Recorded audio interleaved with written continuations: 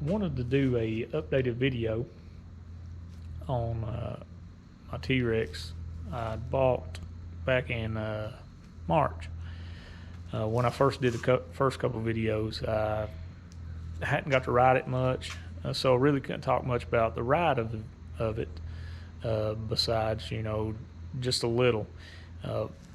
Some of the questions that most people had was the comparison between it and an LE model, and really I can't give you a good comparison because I've never owned a LE model, and I've only rode in one just a handful of times. I can tell you from videos I've seen of the LE model that the LE model seems stiff in some of the more uneven terrain, and the S model, this is the 21S model, seems a lot more smooth. I've owned it about 7 months. Like I said, I bought it in March. It's now October, and it's got about 600 miles on it, a little over 600 miles actually. So I can do a pretty good review on how it rides now. It is smooth. It is a really smooth machine. Obviously, it ain't got the travel that the Razors and Can-Ams and stuff does, but I didn't buy it to ride like people who drive a Razor or a Can-Am.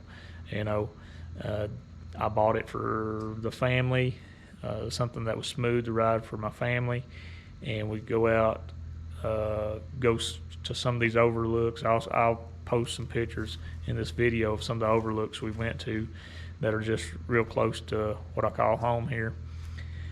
And but even with all that, we had never did any ride videos, so that the viewers can see sort of the way this thing performs.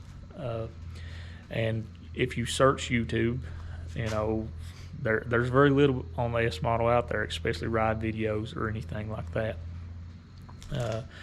Even on the Teryx Facebook pages and things, you still can't find a lot. So I wanted to do a video to show some of the ride videos of how it performs on uneven terrain. Teryx did some stuff to fix the LE model, make it smoother.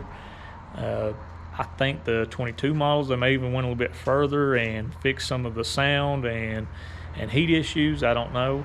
That's just what I've read, because this one still got a heat issue as far as summertime. It's pretty warm in the summertime, but I used it this morning to go deer hunting, and it was down in the 40s, and it felt pretty good to have that heat. The bed's big enough to put a deer in and stuff like that. That's really why I looked into this, and I'm not crazy, but I ain't too worried about speed. That's another big issue a lot of people has with it. The only time that I've ever wanted speed in this thing is to get on the asphalt, and the people that I'm out with might be able to go 60 and 70 when I can only do 50. You put it in low gear though, and you could climb a cliff. So anyway, I want to do this sort of introduction to those videos. These videos that I'm about to show are from the Wildcat ATV Park in London, Kentucky. We just came back a couple weeks ago from there, and there's nothing in these that we tried that was crazy dangerous or anything. We just really did these to show how the suspension works of the S model, some of its capabilities. It's a very capable machine. There was only one spot, and it'll be in the video, that I got hung up, and it was because of ground clearance. Now I've got 28-inch tires on this thing, and if I had 30s, which is what I plan to do later down the road with clutch work, then that would have fixed that issue. I would have not got hung up. So some of this stuff, none of it's going to look steep. I've realized if something looks steep in videos, it's something I don't want to go up already.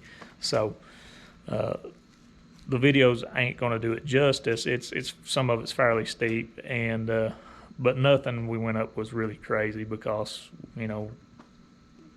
we had our family with us, and we just that's not really my thing anyway, to try to flip this thing. So I hope you enjoy the videos. If you have any questions or something, just comment. I always try to get back with anybody that comments on the videos, has questions or anything I can help them with. Just let me know, and I'll be glad to do that. But hope you enjoy the video.